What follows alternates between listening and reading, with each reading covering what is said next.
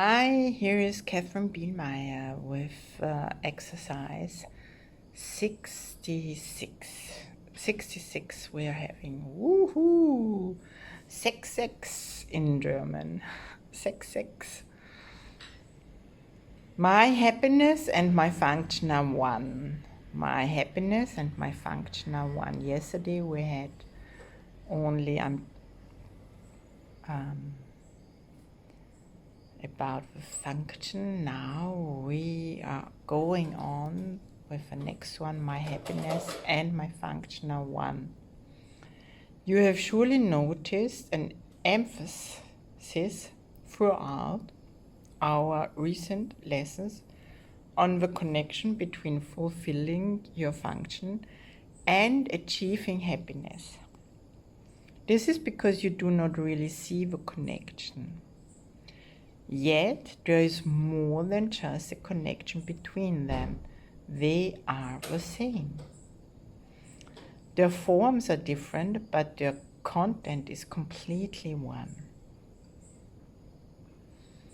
The ego does constant battle with the Holy Spirit on the fundamental question of what your function is.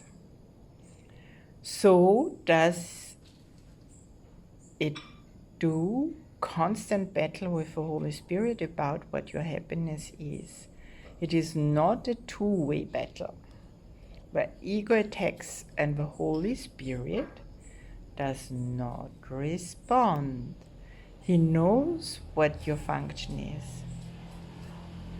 He knows that it is your happiness.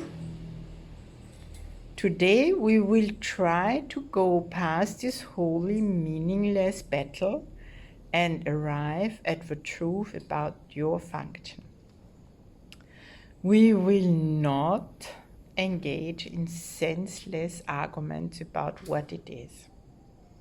We will not become hopelessly involved in defining happiness and determining the means for achieving it. We will not indulge the ego by listening to its attacks on truth. We will merrily be glad that we can find out what truth is. Our longer practice period today has as its purpose your acceptance of the fact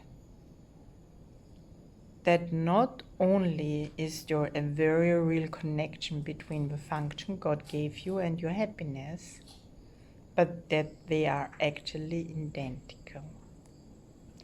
God gives you only happiness. Oh my God. Happiness is something which is kind of forbidden on this earth planet. So, how does it get even better than that? Today's exercise, before that we need to have a look to that. Therefore, the function He gave you must be happiness, and even if it appears to be different. Today's exercises are an attempt to go beyond these differences in appearance and recognize a common content when it exists in truth. Begin the 10 to 15 minute practice period by receiving and reviewing these thoughts. God gives me only happiness. He has given me my function to me. Therefore, my function must be happiness. Try to see the logic in this sequence, even if you do not yet accept or allow in your heart the conclusion. It is only if the first two thoughts are wrong that the conclusion could be false. Let us then think about the premises for a while as we are practicing. The first premise is that God gives you only happiness. This could be false, of course, but in order to be false, it is necessary to define God as something. He is not love. Love cannot give evil, and what is not happiness is evil. God cannot give what he does not have, and he cannot have what he is not. God gives you only happiness. He must be evil, and it is in this definition of him you are believing if you do not accept the first premise. The second premise is that God has given you your function. We have seen that there are only two parts of your mind. One is ruled by the ego and is made up of illusions. The other is the home of the Holy Spirit. The truth abides. There are no other guides but these to choose between, and no other outcomes possible as a result of your choice, but the fear that the ego always engenders, and the love that the Holy Spirit always offers to replace it. Thus, it must be that your function is established by God through his voice, or is made by the ego which you have made to replace him. Which is true? Unless God gave your function to you, it must be the gift of the ego.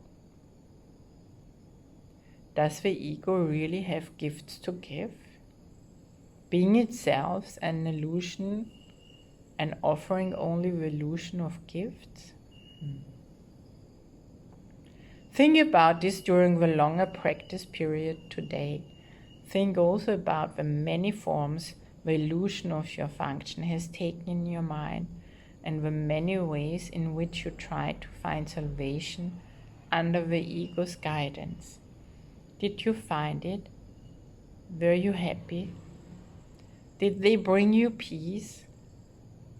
We need great honesty today.